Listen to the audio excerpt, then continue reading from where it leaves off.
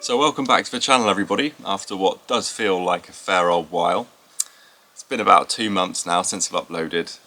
Many of you have been asking, Joe, when's the next video coming? Is everything okay? Thank you for your questions. Everything's been absolutely fine. But over this period of time, I have just been dedicating my time purely to my family. 6 weeks ago now, my wife gave birth to our third child. My son Cameron, 6 weeks old today. Now I put editing on hold so I can give all my time to the family, to the newborn, and that's why there's been no videos. However, I have done a few spearfishing trips, late March, early April. My wife knows that I can't really survive without the odd dip in the ocean, and also it's a big part of our lives, just eating fresh fish. That's a big rope. That's a place, George. Can you say place? Place. Good boy. That's a fish. Big teeth. I put together a video today just to share some of these recent adventures with you. So, late March, it all began hunting in the shallows. We've had no rain for ages here. It's been really light winds, and the visibility has been pretty stunning. It's been as good as I've ever known it. I'll show you some of those clips now of the things I was hunting in the shallows. There's nothing like a good stomp to an early season shore dive. Bring fitness levels a bit up. I haven't been doing very much over lockdown. Just walked 1.5 kilometers to get to a new mark. New season, new mark. The water looks absolutely, well, look at this. I'll let you be the judge of the viz. It's turquoise clear. So I'm gonna put my fins on and splosh out through this channel, work my way around the coast.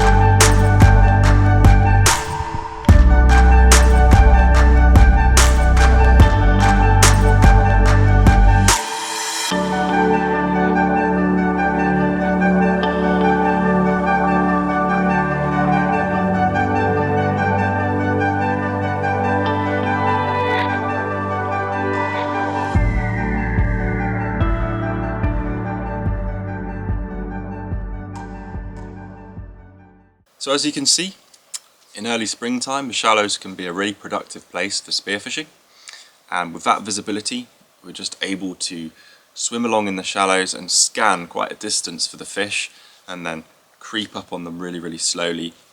Duck dive with enough weight, you need a little bit of extra weight, tuck in behind a rock and wait for the fish to cruise by. It's a very exciting way of hunting, it's lots of fun.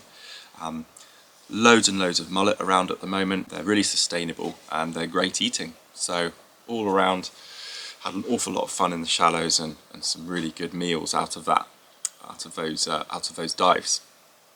So the other very productive place to hunt at this time of year is over the sand. So late March, the place come inshore from their winter spawning grounds. They tuck themselves into the sand where they start to prey on worms and surf clams and mussels. The hunting is really exciting and really rewarding, as these fish are absolutely delicious. I'll let some of these clips roll now of the place hunts.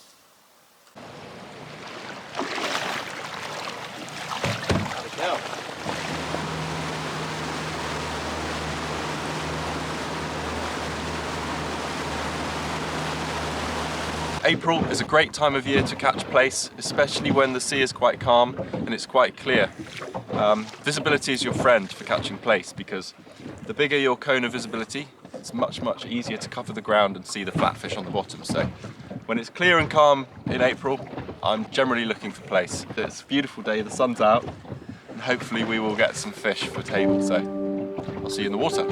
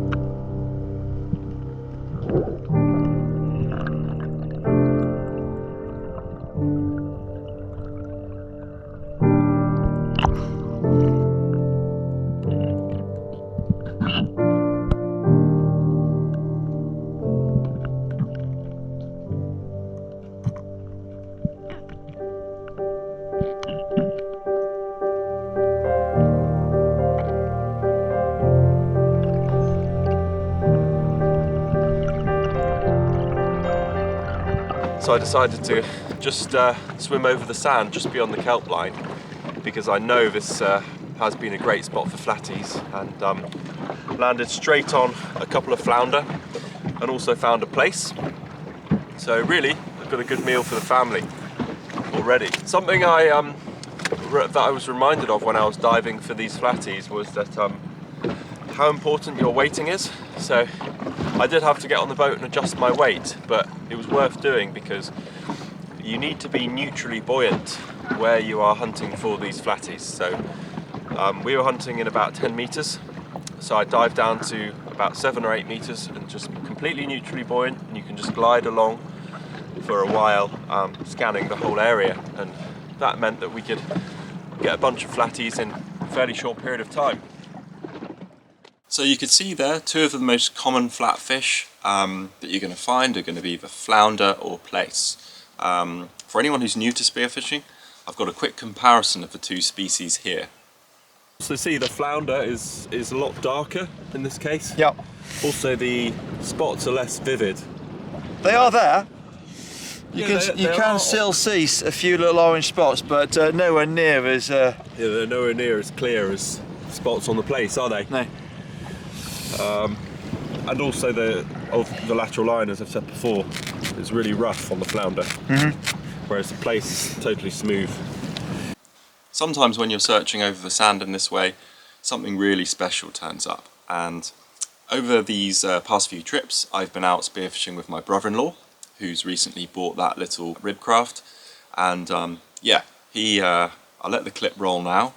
He dived down onto the sand and found something really quite special. whiteys underneath. Beautiful. Yeah, that is an absolutely stunning fish. Lovely, beautiful fish. Yeah. Tell us about it, James. I think it's a brill. Yeah. We were diving in about 9 metres actually for this chap, and Yeah. just as I was about to go in and get the boat because I hadn't seen anything in the weed, Yeah. I said to Captain Joe, can't really see very many fish around, and he said, well, the sand here is pretty good for flatties. So first dive down was a little, probably a morsel of a flounder, and then 2 or 3 dives later I came down and saw this chap, thought it was a stone, nearly went straight over him, looked back because the coloration is totally different to the place and flounder that are down there, and suddenly thought, well, hang about, that looks a lot like a fish. Yeah. Popped a spear in the back of his head. So that's the nature of spearfishing sometimes, you know, these treasures turn up you were never expecting to find. James said that brill was the most delicious fish he'd ever eaten. He sent me some incredible pictures, it looked delicious.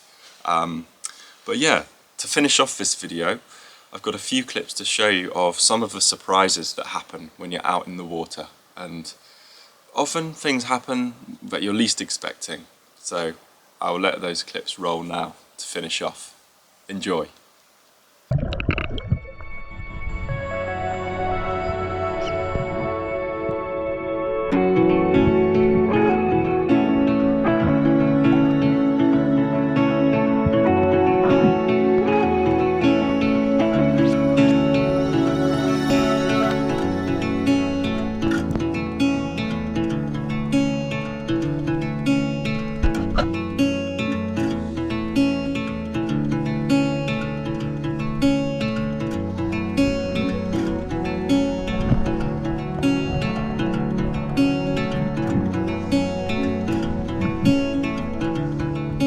As it so often happens when you're out spearfishing and you're looking for something and you find something completely different. So just looking over the sand, really good visibility, looking for place, and then I came across this tractor tyre just sitting out in the middle of the sand, and I thought to myself, I know exactly what is going to be in that tractor tyre. Swam down, had a look, and there he was. If you ever see a car tyre or a tractor tyre on the seabed, you know what to do.